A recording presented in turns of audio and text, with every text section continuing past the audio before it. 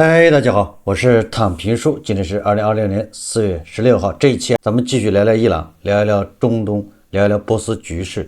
今天是美以对伊朗进行混合治疗的第48天，也是哈梅内伊升天的第48天，同时也是哈梅内二穆吉塔巴人间消失、音信全无的第48天，同时还是美伊停火的第9天，離特朗普说的停火2周也时间不多了。但是美国和伊朗的局勢是肉眼可见的暫時降溫了。先說說伊朗方面，伊朗現在通過各種渠道向外釋放，想要達成協議，但是又不想讓步太多。伊朗外交部稱，通過巴基斯坦與美國的溝通仍在繼續。巴基斯坦呢派出了一個高級代表團，以這個參謀長叫穆尼爾元帥帶隊，親自到伊朗的德黑蘭，帶來了美國人的消息，那應該是來做伊朗的工作的。所以說伊朗外交部也承認巴基斯坦與美國的溝通仍在通過巴基斯坦在進行。但是伊朗外交部他也說了，美國和伊朗延長停火相關報道尚未得到證實，也就是特朗普那邊到底延長不延長，是2周還是說延長1個月，這個沒有定論。但是同時伊朗也強調，伊朗方面提煉濃縮鈾的權利無可爭辯，但濃縮鈾豐度可談判。你看他就在這極限拉扯，美國是希望這個紅線畫得很清晰，你最好是沒有這個能力，你把濃縮鈾要移出去，設備也要拆掉，你想搞民用核設施，那你買就算了。美國和其他國家專門成立一個組織，給你伊朗賣這些民用核材料。那伊朗人不同意，伊朗人說我們有使用和平利用核能的權利，但是提煉鈾的濃度這個可以限制，你提高到60%，你就很容易達到武器級，90%就很容易了。但是美國是不允許的，也就是說你只要你能濃縮鈾，你有這個技術，那麼你很快就能達到武器級，那個時候就沒法限制。所以說這是核心矛盾。美國高官稱美方尚未正式同意延長與伊朗的停火，白宮也透露美方正就與伊朗舉行第2輪和談進行討論。美國媒體稱美國伊朗溝通取得進展，正趨近達成停戰框架協議。巴基斯坦代表團抵達伊朗展開調解行動，而土耳其也稱正致力於延長美伊停火。當然了，伊朗方面一方面示弱，一方面也放狠話，把線拉扯發揮到極致。伊朗最高領袖警告，如果美國決定管轄霍爾木茲海峽，伊朗將擊沉美方艦艇。伊朗軍方威脅稱，除非美國解除對伊朗港口的封鎖，否則伊方將封鎖紅海貿易。那這些都是雷聲大雨點小，這都是嚇唬人的。伊朗有什麼權利，有什麼能力封鎖紅海呢？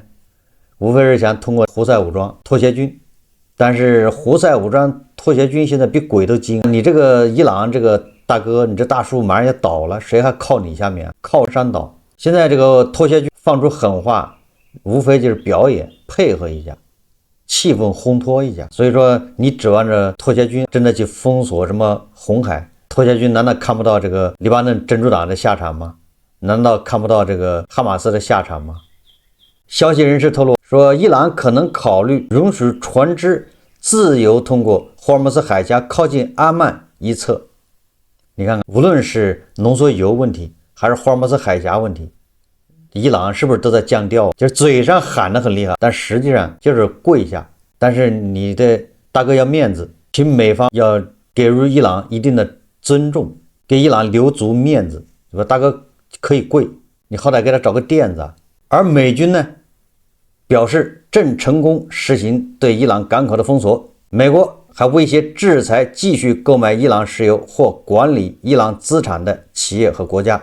美國的財政部長貝森特他已經警告了某些國家，其中就包括東大的幾家銀行。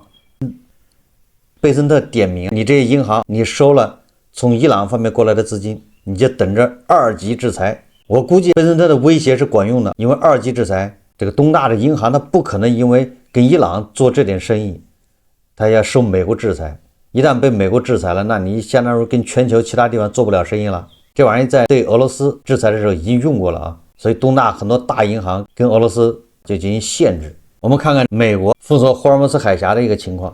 當然了，这個封鎖霍爾木茲海峽指的實際上嚴格意義上是封鎖伊朗港口。有很多人一說封鎖霍爾木茲海峽，容易誤解，以為美國跟伊朗一樣把霍爾木茲海峽給堵上了。不是的，是美軍他對所有进出伊朗港口的船只進行封鎖。也不管你這個船是哪國的，你是英國的還是德國的，還是大國的，還是印度、日本的，你只要去了伊朗港口，不好意思，都要過來檢查，甚至基本上都要打道回府，就不讓你出来。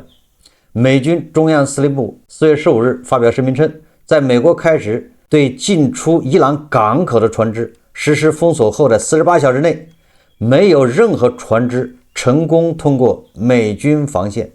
此外，有9艘船只遵從美軍指令掉頭返回伊朗港口或沿海區域。另據伊朗塔斯尼姆通訊社15日援引航運和港口領域知情人士的話報道說，儘管美方稱已對伊朗港口實施海上封鎖，但伊朗南部的海上航運活動仍在進行，港口運行未受明顯影響。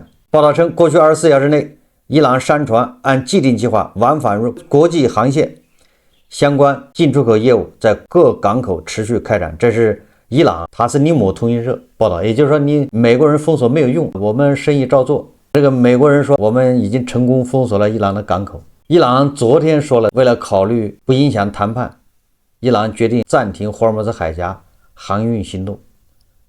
今天又說不受影響，所以說伊朗人的話不能信。美國畢竟派了15艘軍艦，1萬多人在那兒圍堵伊朗的港口。這個伊朗人很有意思，他考慮說，你國際航行的船只，你靠着阿曼灣那一側，就是阿曼那一側。我看有媒體說，阿曼那一側是深水區，主航道應該在阿曼那一側。那伊朗的意思是說，你們從阿曼那一側走，不要從伊朗這邊走，那就霍爾木茲海峽不就通航了嗎？實際上，雖然美軍在這個霍爾木茲海峽對伊朗進行封堵以後，從霍爾木茲海峽出來的這個油輪反而多了，這個也是最近國際市場上原油價格下跌的恐怕一個主要原因，就是出來的油輪反而多了。所以說，這個種種舉動說明伊朗他已經事實上就是往下跪，只不過希望美國你給點面子。我在以前節目就說了，霍爾木茲海峽不是大問題，伊朗他完全可以對國內宣傳，對吧？伊朗不受影響，伊朗的航運沒有受任何影響，美帝以色列的船就是過不去。霍爾木茲海峽的通行，它是一種狀態，你看你怎麼表達，這個比較好糊弄伊朗國內的，還印度的。唯一比較難辦的就是核問題。伊朗總統佩澤西奇揚他說，任何力量都不能迫使伊朗人民投降。伊朗總統佩澤西奇揚15日在視察伊朗紅新月會時發表講話說，他相信任何力量都不能迫使伊朗人民投降。我覺得他說的很對，就是佩澤西奇揚他對伊朗國內說，誰也不能逼迫我們投降，但是我們可以自己投降，就是沒人逼我們，我自願投降。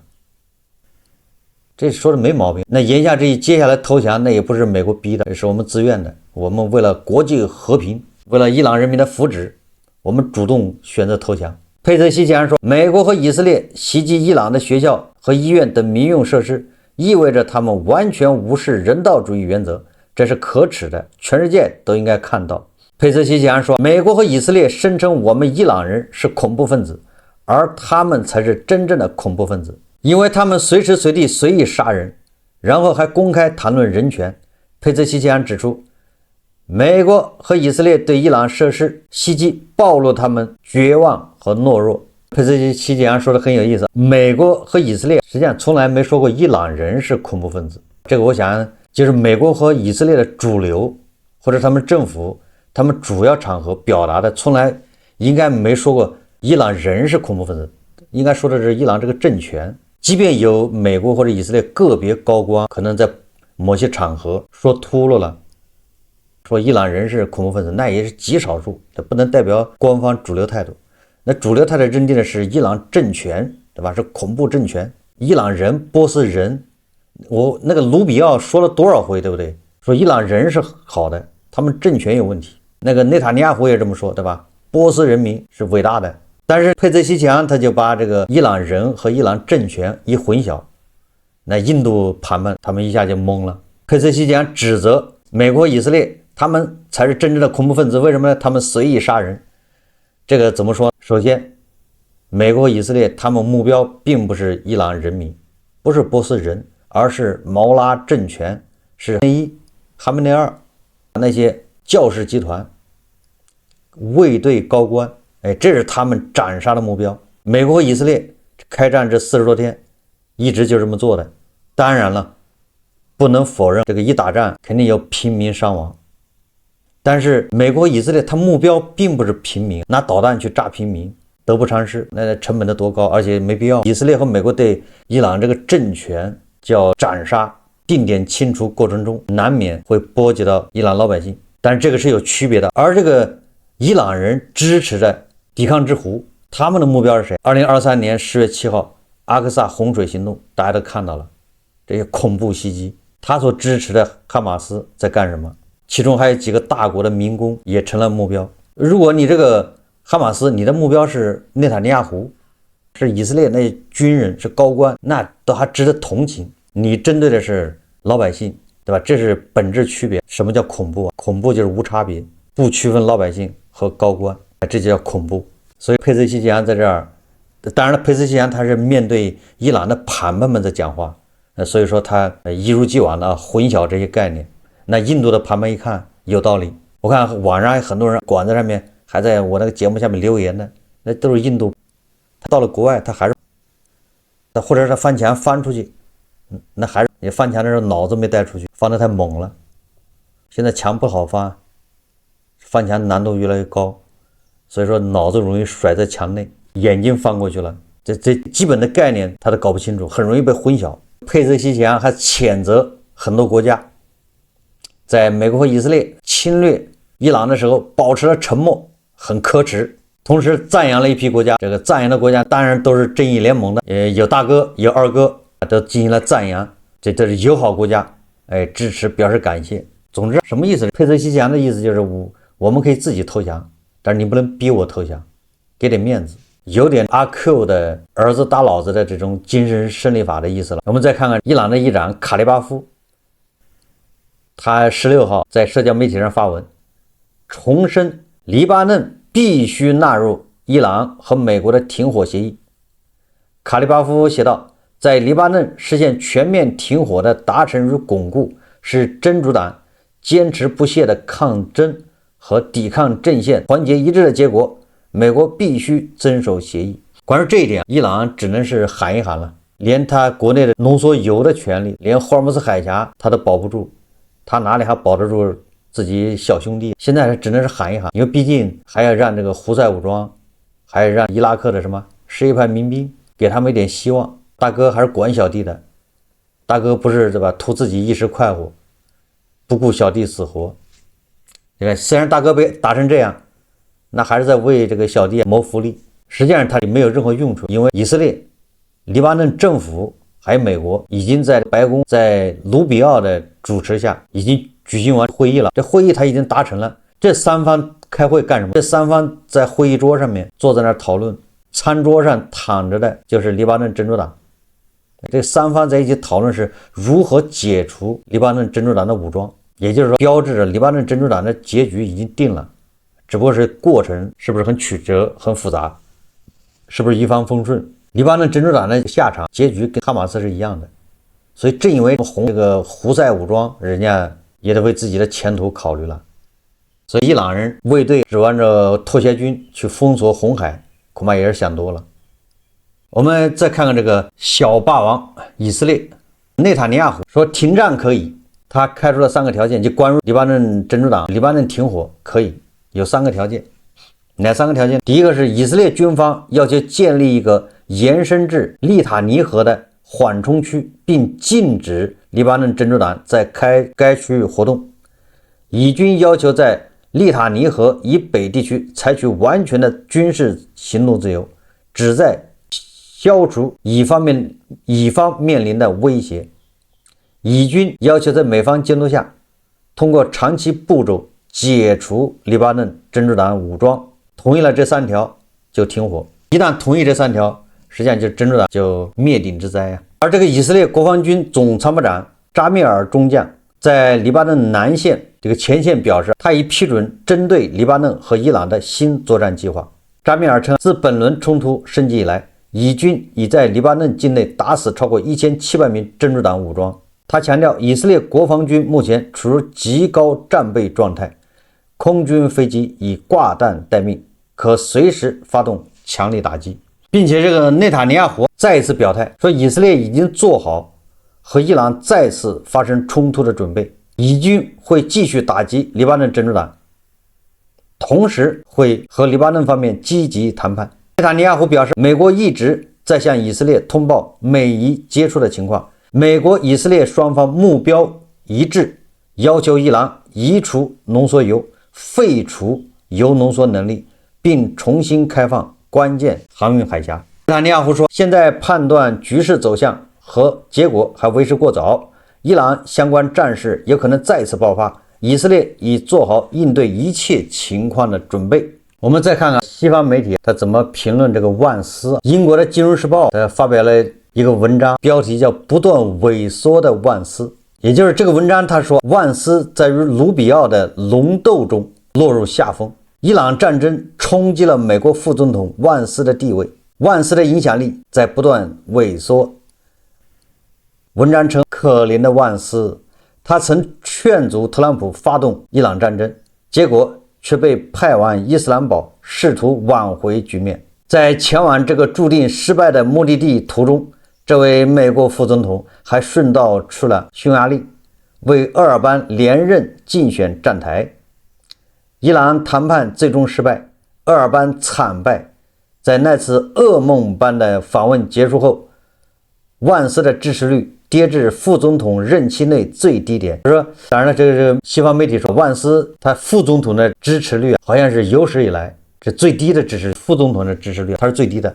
所以我說萬斯是去背鍋的。這份工作本來就不是什麼輕鬆的差事，除了已故的迪克·切尼之外，說副總統通常都無權無勢。確實是給人感覺萬斯還權力不小，老是拋頭露面嘛。美國以往的歷屆的副總統不都是吉祥物嘛，是個備胎。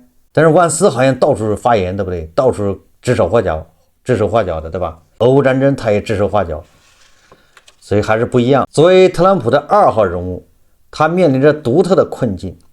說特朗普選擇萬斯是因為他忠誠而又鬥志昂揚，但是要捍衛那些經常一夜之間180度大轉彎的政策，需要高超的技巧。即使是多才多藝的基辛格也會感到力不從心，而萬斯更是舉步維艱。這個萬斯這方面的能力還是比胡锡進老師要差一點。英國金融時報他的報道讓我感覺特朗普需要一個雕盤，特朗普選萬斯是希望萬斯為他雕盤，不就這意思嗎？這個特朗普從各個角度扔出去的盤子，那萬斯都能準確無誤的給他接住。什麼後空翻，什麼這個各種姿勢的各種難度的，他能一口叼住，準確迅速乾淨利索把盤子叼回来。但是萬斯在雕盘這一塊恐怕火候還差了一點，有時候還把屎盆子給叼回來了。所以說萬斯要捍衛那些經常一夜之间180度大轉彎的政策，需要高超的技巧。這個給特朗普雕盤更是難度係數極高啊！因為特朗普24小時之內就得變好幾回。金融時報說，他說因此他不再是特朗普的明顯接班人了。如今總統經常在公開場合略帶嘲諷地調侃萬斯，如果特朗普對萬斯失去尊重，溫和的態度會迅速轉變為尖銳。萬斯訪問巴基斯坦期間，特朗普正如萬斯的主要競爭對手美國國務卿盧比奧在邁阿密尋歡作樂，好像跟盧比奧一起去看了那個什麼格鬥比賽是吧？顯得很輕鬆。別忘了，美國首席外交官缺席了特朗普總統任期內最重要的雙邊會談。就在萬斯宣布會談破裂的同時，盧比奧正在終極格鬥冠軍賽，就是 UFC 擂台邊與特朗普進行社交活動。特朗普酷愛 UFC 比賽，越血腥越好。最近盧比奧在與萬斯的龍鬥中佔據了上風，這與他任期之初情況截然相反。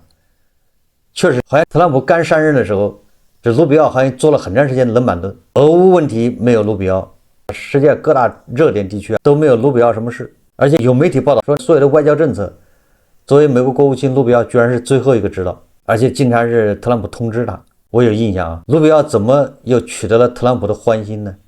他主要是委内瑞拉，現在也搞古巴。盧比奧對伊朗動武那是非常熱心積極，這些都符合特朗普的胃口。而盧比奧他反对這個特朗普在外面搞事，就盧比奧他是一個孤立主義者。在特朗普執政的最初幾個月裡，盧比奧萎靡不振的肢體語言說明了一切。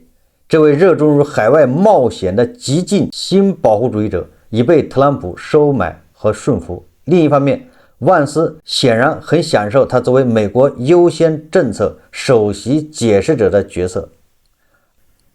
2023年，特朗普的支持率跌至低谷。萬斯曾以特朗普在第一任期內避免發動任何戰爭為由支持他。事實證明，這是一個錯誤的決定。萬斯在俄烏問題上，對吧？他拒絕援助烏克蘭。萬斯自己說了，他以叫停給烏克蘭的援助引以為豪，認為這是他的一大政績。你不援助烏克蘭也就算了，你不能逼烏克蘭投降，对吧？讓烏克蘭領土换和平，這就是萬斯已經犯忌諱了。萬斯不主張，對吧？特朗普對神棍政權用兵，不代表萬斯多麼仁慈，純粹他只是個孤立主義者。所以这一次特朗普派萬斯去跟伊朗人打交道，實際上一箭雙雕，一個是讓這個萬斯嘗一嘗伊朗人的厲害，你去跟他談，你能談出結果嗎？這借此把萬斯的嘴給堵上。如果萬斯談判失敗，那他只能這個配合特朗普，支持特朗普用兵。如果談判勝利，那特朗普當然了，坐收漁翁之利。但是這很難，你要讓伊朗人徹底投降，是吧？拱手把那油交出來，把离心機給他拆了，讓他自攻。伊朗神棍政權答應，伊朗的盤盘們也不答應。這個伊朗外交部發言人巴加埃在新聞發布會上他說，關於鈾濃縮活動的程度和類型這一問題存在對話空間，但伊朗方面同時強調，伊朗必須能夠根據自身需要繼續開展鈾濃縮活動。巴加埃還說，美國給伊朗提出一攬子方案，並希望伊朗全盤接受。美國很清楚這是不可能的，這不符合談判和對話的邏輯。這個發言人的意思什麼意思呢？也就是說，我不可能100%按美國的方案來行事來接受，你好歹讓我討價還價，好歹能讓一步，就這意思。也就是說，雙方其實從伊朗方面來說是迫切希望達成協議，但是零濃縮這個問題實在是難以接受。俄羅斯總統新聞秘書佩斯科夫15日接受今日印度採訪時表示，俄總統普京準備重新考慮將伊朗濃縮鈾運往俄羅斯的提議。佩斯科夫稱，俄方曾準備從伊朗接收濃縮鈾，這原本可能是不錯的解決方案，但美方拒絕了這一提議。佩斯科夫還說，國際原子能機構從未證實伊朗有任何發展核武器的企圖。說實話，如果內塔尼亞胡和特朗普同意伊朗把濃縮鈾送到俄羅斯去，那真的叫犯蠢。那他這47天、48天這個仗白打了。俄羅斯是真正的是坐收漁翁之利。俄羅斯啥也沒幹，坐在那兒，最後享受了勝利果實。他這個勝利果實不是說濃縮鈾，這濃縮鈾本身意義不大。這最終這個摘果子是俄羅斯來摘，由普京來摘。你說特朗普和內塔尼亞胡他能同意嗎？把濃縮鈾放到俄羅斯，哪一天俄羅斯不高興了，對吧？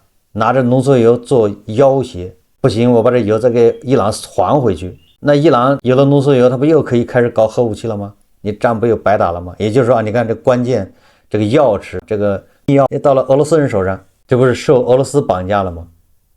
那不是說美國和以色列不是白忙嗎？所以我認為這個特朗普和內塔尼亞胡不至於笨到這種程度，同意把濃縮鈾到美國放到俄羅斯。最後我們再看一下鳳凰網女記者李瑞，她在伊朗德黑蘭採訪，她說伊朗也在現實層面想辦法繞過封鎖，也就是美國把伊朗南部的所有的港口給封鎖了。那伊朗怎麼辦？不能坐以待斃，得繞過封鎖啊，那就是港口用不了，那就陆地上走。因为伊朗有10几个邻国，海岸線200多公里，陸地邊境線有5000多公里，所以可以通過土耳其、阿富汗、巴基斯坦、阿塞拜疆、亞美尼亞等從陸地出口。但是你從陸地上出口，那效率大大降低，尤其是原油，你怎麼從陸地出口？那拿油罐車拉嗎？